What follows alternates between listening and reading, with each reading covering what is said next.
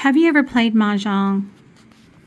Not that Mahjong, not what you're thinking of, but Mahjong. I knew I had two sets. I knew I had this set and I knew I had this set. I forgot I had this set. It comes with everything, the dice and everything. I forgot that there is American Mahjong and there's Chinese Mahjong. And I'm thinking maybe I know what happened. I think I probably got this set, and even though you look at it and it's got 2 dots on it, and so you know that's 2, but these actually have the number as well, because all these sets go 1 to 9, and once you get past a certain thing, you start getting these. This is west, actually. Yeah. And this is east. And this is 1 crack or 1 bam. Bam being bamboo. That's 6 bam. Anyway, I learned to play this. Let me put the right one back over there. I learned to play this when I was working overseas with a wonderful man I worked with. I loved this guy. His name was Alejandro Pascual. I think that was his name. What I remember about him, he was an engineer, I think. What I remember about him was he said that there are 4 people in the entire world, in the history of the world, who has his name. And it was his grandfather, his father, himself, and his son. And he was real big in the DNA, and we called him Alex. Instead of Alejandro, he wanted to be called Alex, A-L-E-X. And he was a bit older than me, but he was great to work with, so funny. And we had when you work 10, 12-hour days, and when the day is over, you don't go home. You go to your little living container. And so to break up the monotony, we would have game nights. And that's where I learned Rummikub, and that's why I love Rummikub. And I play it every week with my sister, and now I play it with my friends. But sometimes we played Mahjong, and I loved it. I loved it. Well, I know I bought that set, but I could not remember why I have these 2 sets. But I think it's for what I just told you about. I bet you I got this set, and I didn't really understand it because it didn't have the numbers on this stuff. So I bet you that's why I bought that one. And then I realized that was the American version, and I wanted the Chinese version, I bet.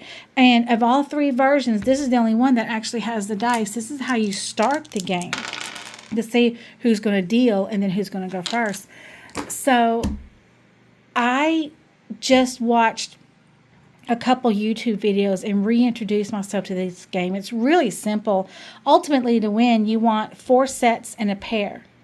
4 sets being 3, 3, 3 of something, or 1, 2, 3 of something, and then a pair of anything. So ultimately, you're going to discard every game and every game, but anyway, every play. But anyway, if any of y'all want to play Rummikub, just get on YouTube and learn what the tiles are.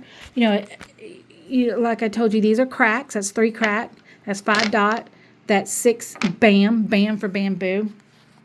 And here, this is the 1 dot.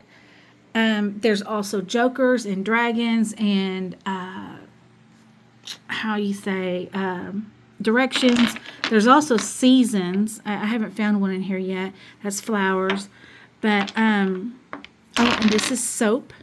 This is called soap, and it goes with the crack.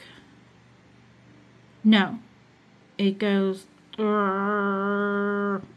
bam. I can't remember. Anyway, get on YouTube and learn how to play this. It's super simple, but you have to have 4 people to play. Get on there, learn how to play, and I would be happy to host Mahjong games. Something else about Mr. Pascual. He was so funny to work with, because when I worked with him before I had to move over to another building, there was, I think it was 7, maybe 9 people in that office. It was a room bigger than this room, but it was full of little cube. It was like a little rat maze, and there's, I think, 7 people in it. Very small room with a bunch of people. Well, it was pretty quiet so people could work and pay attention to their work. But every now and then he would mutter something to be funny. It was hilarious. Like if anybody one time somebody was sick, and any time they made a sniffle or a cough or they cleared every time he would mutter something different. And the whole room would just lose it.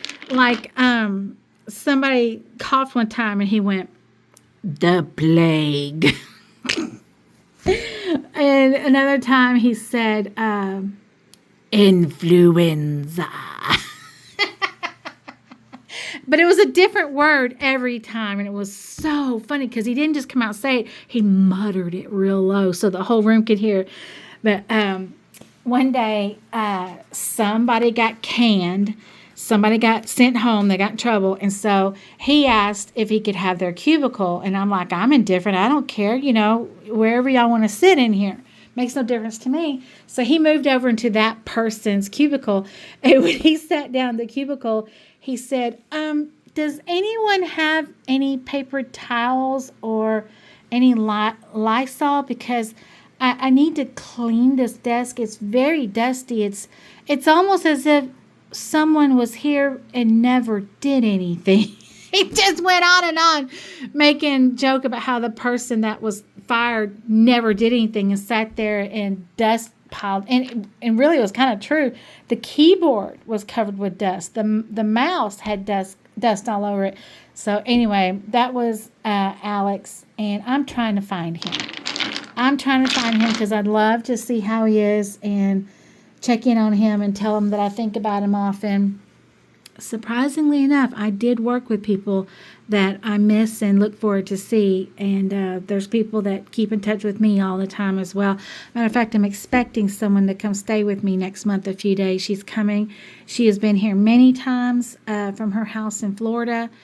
And we've actually traveled to a few countries together. We drove from London to Edinburgh. And then we drove back to London. And then we drove to the White Cliffs of Dover.